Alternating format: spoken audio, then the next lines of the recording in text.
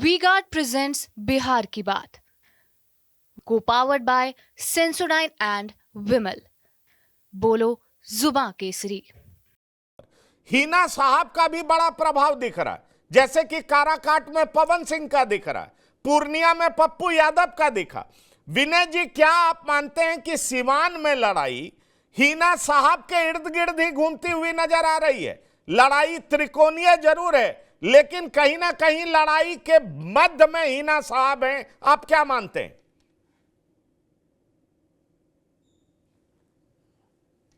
निश्चित रूप से आप कह सकते हैं कि सीवान में त्रिकोणीय मुकाबला है, लेकिन हिना साहब की स्थिति बेहतर है। जो 8 सीट पर कल मतदान होना है, वो 8 में 8 सीटें एनडीए का है इस समय, और उसमें से 7 सीट पर सीधा मुकाबला है भाजपा और इंडिया गठबंधन के बीच।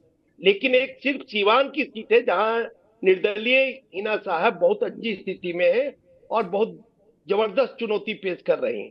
उनके साथ तमाम जाति धर्म के लोग जुड़ रहे हैं, तो एक बहुत मजबूत, और वहां पर माना जाता है कि जदयू के भी उम्मीदवार थोड़ा पिछड़ रहे हैं। ऐसे में हिना साहब की स्थिति और भी बेहतर हो रही है। और जो आरजेडी के उम्मीदवार है अवध बिहारी चौधरी, सीजन लीडर है, लेकिन उनके साथ अन्य जातियों का वोट उस तरह से नहीं जुड़ पा रहा है नहीं, जितना वहां जुड़ना वहां चाहिए। वहां तो माई समीकरण बन नहीं पा रहा है, क्योंकि मुस्लिम तो हिना नहीं साहब के साथ आ रहे हैं, 3 लाख नहीं, मुसलमान केवल हैं। और विनय जी, मैं खुद वहां पर गया था, मैं वहां घूमा, मैं हैरान था। भगवाधारी हिना साहब के आसपास दिखाई पड़ रहे हैं, सवर्ण का रुझान हिना साहब के पक्ष में दिखाई पड़ रहा है। हैरानी की बात यह है कि जो जेडीयू के उम्मीदवार हैं उनका बैकग्राउंड माले का रहा है, तो सवर्ण जो कि थोड़ी बहुत जमीन या ज्यादा जमीन जोतते हैं, उनको लगता है कि इनका आना ठीक नहीं है। और चूंकि साहबुद्दीन माले के खिलाफ लड़ते थे, इसलिए उनकी सिंपैथी हिना साहब के पक्ष में है। ऐसे में बड़ा सवाल उठता है कि अगर आप सिवान को देखें तो सारा जातीय गणित जो कि रेस्ट ऑफ बिहार में नजर आता है, वो सिवान में बिल्कुल उलट पलट जाता है। सवर्ण हिना साहब के पक्ष में दिखाई पड़ते हैं, मुस्लिम हिना साहब के पक्ष में दिखाई पड़ते हैं। ऐसे में अवध बिहारी चौधरी की स्थिति कैसी होगी, ये समझ से परे है। और सवाल यह है कि रमेश कुशवाहा की पत्नी विजय लक्ष्मी की स्थिति क्या होगी, इसको लेकर के भी कई तरह की चर्चाएं। आप क्या कहना चाहेंगे? नहीं, देखिए, जहां तक निर्दलीय उम्मीदवार का सवाल है, तो 1952 से लेकर आज तक जितना लोकसभा का चुनाव हुआ है, हर चुनाव में निर्दलीय उम्मीदवार लोकसभा में जीतते रहे। तो ये निर्दलीय उम्मीदवार का जीतना कोई बहुत बड़ी बात नहीं। अगर देखेंगे आप पूरा रिकॉर्ड, अगर आप देखेंगे तो पिछला लोकसभा भी देखेंगे तो 4 निर्दलीय उम्मीदवार जीत कर आए थे। और सबसे ज्यादा अगर निर्दलीय उम्मीदवार का इतिहास देखेंगे तो 57 के चुनाव में करीब करीब 42 उम्मीदवार जीत कर आए थे। तो ऐसे में निर्दलीय उम्मीदवार का भी संभावना, चांस रहता है। और यहां माले का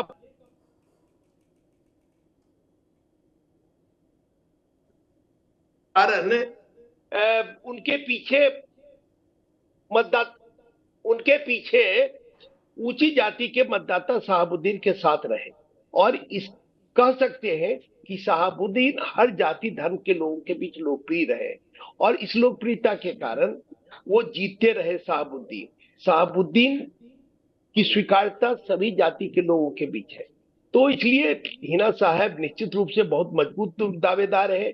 और अगर वो बढ़त बना रही हैं, और जैसा कि आपने कहा कि जदयू के जो उम्मीदवार हैं, उनके हस्बैंड भाकपा माले से विधायक हुआ करते थे कुशवाहा, और उनकी पत्नी विजय लक्ष्मी लड़ रही हैं वहां से जदयू से। अवध बिहारी चौधरी है, अवध बिहारी चौधरी यादव समुदाय से आते हैं, पुराने दिग्गज नेता है। लेकिन वहां शहाबुद्दीन और अवध बिहारी की दूरी बराबर बनी रही। जब भी दोनों एक पार्टी में भी रहे तो शहाबुद्दीन डोमिनेट करते रहे, और उनकी स्वीकार्यता खास करके ऊंची जातियों में भी बहुत ज्यादा है। तो ऐसे में हिना साहब की स्थिति बहुत अच्छी है। त्रिकोणात्मक मुकाबला है, मुकाबले को रोचक बना दिया है। लेकिन एक और सीट आप देखिएगा, जो 8 भी लोकसभा क्षेत्र है, इसमें एक और दिलचस्प सीट आपको अगर आप देखिएगा मिलेगा आपको, पूर्वी चंपारण का, जहां से राधा मोहन सिंह लड़ रहे हैं। 6 बार वहां से सांसद रहे, और इस बार वो कड़ी चुनौती में फंसे हुए हैं। वहां से वीआईपी ने कुशवाहा उम्मीदवार को खड़ा किया।